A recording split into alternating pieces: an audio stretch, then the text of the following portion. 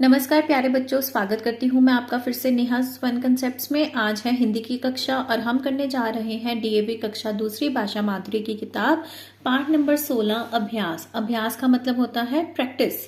Gurukul, Gurukul school है। पुराने जमाने में बच्चे गुरुकुल में पढ़ने जाते थे। जैसे हम आजकल स्कूल में पढ़ने जाते हैं तो पहले गुरुकुल में पढ़ने जाते थे। गुरुकुल में बच्चे वहां पे ही रहते थे, हॉस्टल टाइप होते थे। वहां पर उन्हें शिक्षा दी जाती थी और भी कई काम सिखाए जाते थे। गणित, मैथ्स, औरत, वुमेन, निशान कोई भी मार्क, विद्वान बहुत ही पढ़ा लिखा इंसान जिसे सारी विद्या हो। आओ आज तुम्हें बहुत पुरानी कहानी सुनाते हैं। उन दिनों स्कूल नहीं होते थे, स्कूल की जगह गुरुकुल होते थे। तो ये बहुत पुरानी कहानी है जिसमें स्कूल की जगह गुरुकुल का जिक्र किया गया है। बच्चे वहीं पढ़ने जाते थे, रात दिन वहीं रहते थे। पढ़ाई पूरी होने पर घर आते थे। तो बच्चे वहां पढ़ने के लिए चले जाते थे और सालों साल वहीं रहते थे। वहीं पर रहना, वहीं पर खाना खाना, वहीं पर पढ़ाई करना, वहीं पर सारे काम भी सीखना। और जब पढ़ाई खत्म हो जाती थी कुछ सालों के बाद, तब वे अपने घर लौटते थे। बीच बीच में छुट्टियां होती थी। वहां गरीब अमीर सब एक साथ पढ़ते थे। जैसे हमें वेकेशंस होती है वैसे उन्हें भी छुट्टियां मिलती थी बीच बीच में। और जितने भी अमीर गरीब लोग होते थे सब एक साथ पढ़ते थे, एक समान सबको रखा जाता था। उन्हें पढ़ाने वाले गुरु भी वहीं रहते थे। ऐसे ही एक गुरुकुल में बोप देव रहता था। वह गरीब माँ बाप का बेटा था। अब जो टीचर्स हैं वो भी बच्चों के साथ ही गुरुकुल में रहते थे। और एक बच्चा था जिसका नाम था बोप देव, और उसके जो मम्मा पापा थे, माँ बाप, वो गरीब थे। अरे ये देखो, इस चित्र में क्या दिख रहा है कि गुरुकुल है, पीछे कई जानवर पक्षी भी हैं, पेड़ पौधे भी हैं। पर ये लड़का बोप देव रोता रोता, देखो इसके आंसू अश्रु भी बह रहे हैं, रोता रोता गुरुकुल से बाहर निकलकर कहीं जा रहा है। अब ये रो क्यों रहा है और कहाँ जा रहा है, ये हम आगे पढ़ते हैं। बोप देव जो भी पढ़ता उसे कुछ समझ नहीं आता था। गणित से उसे बहुत डर लगता था। तो ये रीजन था उसका रोने का। उसे मैथ से बहुत डर लगता था। जो चीज हमें समझ में नहीं आती, हमें उसे डर लगना शुरू हो जाता है ना। तो बोप देव जो भी पढ़ता था उसको समझ में नहीं आता था, और मैथ्स में तो उसे ज्यादा ही प्रॉब्लम थी। जो कुछ उसे पढ़ाया जाता वह कुछ समझ नहीं पाता। उसे रोज डांट पड़ती। अब अगर बच्चे को बार बार पढ़ाने के बाद भी समझ ना आ रहा हो तो टीचर्स भी डांट देती है ना, ऐसे ही गुरु भी उसे डांट देते थे। वह हर समय सहमा सहमा रहता। निराश होकर एक रात को उसने गुरुकुल छोड़ दिया। डरा डरा सा रहता था कि अब मुझे डांट पड़ी, अब मुझे डांट पड़ी। और एक दिन हताश होकर वो गुरुकुल को छोड़ देता है, स्कूल को छोड़ देता है। चलते चलते वह एक गांव में पहुंचा। सुबह हो चुकी थी। अब रात भर वह चलता रहा तो एक वो विलेज में, गांव में पहुंच गया और सुबह हो गई थी। गांव के कुएं पर औरतें पानी भर रही थी। उसने कुएं पर जाकर एक औरत से पानी मांगा। अब पुराने जमाने में ना नल नहीं होते थे, टैप्स नहीं होते थे लोगों के घरों में। तो कुएं के अंदर जो पानी होता था, वेल के अंदर जो पानी होता था, उसे ही लोग जाकर रस्सी के साथ, बाल्टी के साथ, बाल्टी अंदर डाली जाती थी और पानी निकाल लिया जाता था। ठीक है। अब वो चलते चलते गांव में पहुंचा तो उसे भी नेचुरली प्यास तो लगनी ही थी। उसने कुएं पर जाकर एक औरत से पानी मांगा। तो वो एक औरत के पास जाता है जो कुएं से पानी निकाल रही थी, उससे जाके पानी मांगता है। औरत ने कुएं में बाल्टी डाली और पानी निकालकर उसे पिलाया।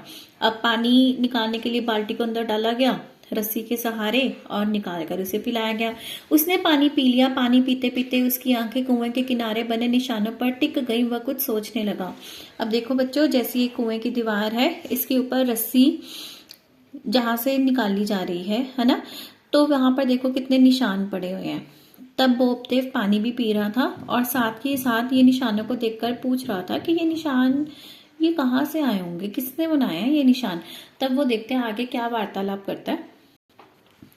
उसे सोचते देख पानी पिलाने वाली औरत ने सोचा, बालक और पानी पीना चाहता है।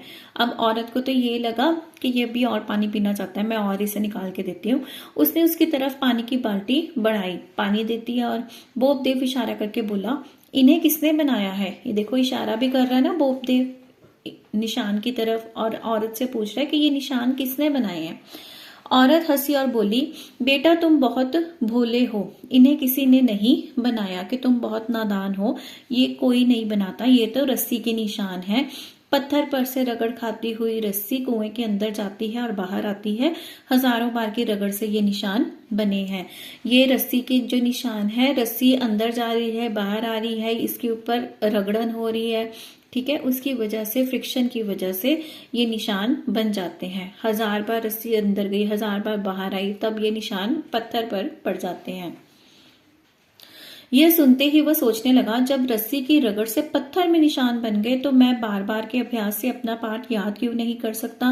तब बॉबदेव ने यह सोचा कि पत्थर जो कि इतनी हार्ड चीज है, अगर उसके ऊपर रस्सी निशान डाल सकती है तो बार बार प्रैक्टिस करने से, अभ्यास करने से मुझे क्यों नहीं पाठ याद होगा, मुझे क्यों कुछ नहीं समझ आएगा। मैं अब गणित का सवाल बार बार हल करूंगा, जो नहीं समझ आएगा उसका तब तक अभ्यास करूंगा जब तक वह समझ में आए। तब वो ये भी सोचता है कि मुझे गणित से डरने की भी जरूरत नहीं है, बार बार उसके क्वेश्चंस को मैं सॉल्व करने की कोशिश करूंगा, जब तक मुझे समझ नहीं आएगा तब तक मैं उसकी प्रैक्टिस करता रहूंगा। बॉबदेव गुरुकुल में वापस लौट आया, वह अभ्यास करने लगा। वही बॉबदेव बाद में बहुत बड़ा विद्वान बना।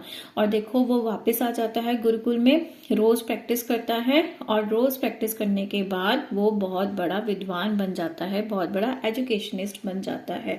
कहते भी है ना, करत करत अभ्यास ते जड़मति होत सुजान, रसिया आवत जात ते सिल पर पड़त निशान। वही कहावत पर ये स्टोरी सारी बेस्ड है। इससे हमें ये शिक्षा मिलती है कि जैसे अगर हम भी घबरा जाते हैं पढ़ने से, या जो चीजें हमें समझ में नहीं आ रही होती, हम घबरा जाते हैं, यार छोड़, नहीं समझ में आ रहा, तो वो करने के बजाय हमें रोज प्रैक्टिस करनी चाहिए, उसको बार बार बार बार याद और सॉल्व करने की कोशिश करनी चाहिए। हमें क्यों नहीं समझ आएगा, भगवान ने दिमाग तो सबको एक जैसा ही दिया है ना, एक जैसा दिया है, हमने उसको प्रैक्टिस कर करके तेज करना होता है, ठीक है। तो ये शिक्षा मिली है कि रोज हमें भी कोशिश करनी चाहिए, जो चीज हम नहीं कर सकते उसको करने की, सिर्फ पढ़ाई में नहीं, स्पोर्ट्स में भी और चीजों में भी, ठीक है बच्चों। अब करते हैं इसका शब्दार्थ। गुरुकुल पाठशाला, गणित हिसाब, औरत महिला, निशान चिन्ह, विद्वान ज्ञानी, बालक बालिका, बेटा बेटी, यह है लिंग बदलो। वचन बदलो, औरत औरतें बिंदी, बेटा बेटे, कहानी कहानियां, बच्चा बच्चे, आंख आंखें, खे के ऊपर भी बिंदी, रस्सी रस्सियां।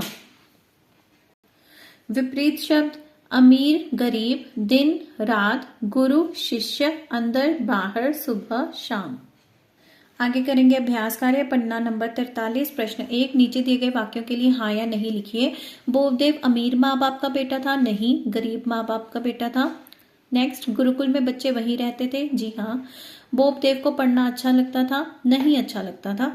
बॉबदेव गणित में बहुत होशियार था, नहीं। कुएं पर रस्सी के निशान थे, हाँ।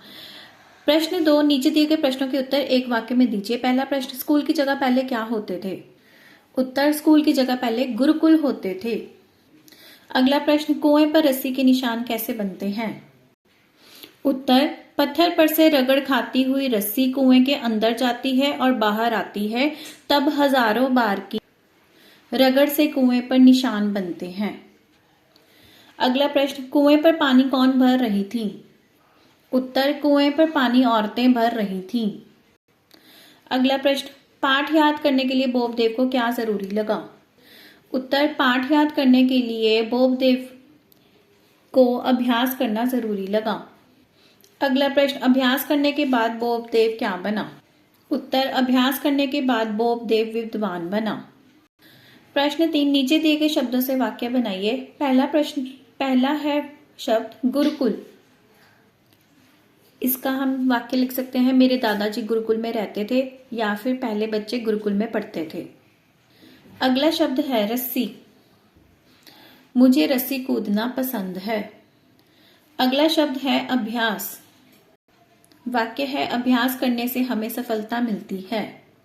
अगला शब्द है पत्थर, वाक्य है मोहन ने कुत्ते को पत्थर मारा। अगला है सहमा सहमा, वाक्य आजकल गोपाल सहमा सहमा रहता है। अगला प्रश्न है, कक्षा में किसी ऐसे काम के बारे में बातचीत कीजिए जिसका आपने बार बार अभ्यास किया हो। तो ये बच्चों आप कमेंट बॉक्स में मुझे भी बता सकते हैं। और उसके बाद है आपको कौन सा विषय सबसे अच्छा लगता है और क्यों, बताइए। इसका आंसर भी आप मुझे कमेंट बॉक्स में बता सकते हैं। तो इसी के साथ हमारा पार्ट नंबर 16 अभ्यास संपूर्ण होता है। मिलेंगे आपसे जल्दी ही अगली वीडियो में। तब तक के लिए पढ़ते रहिए, खुश रहिए।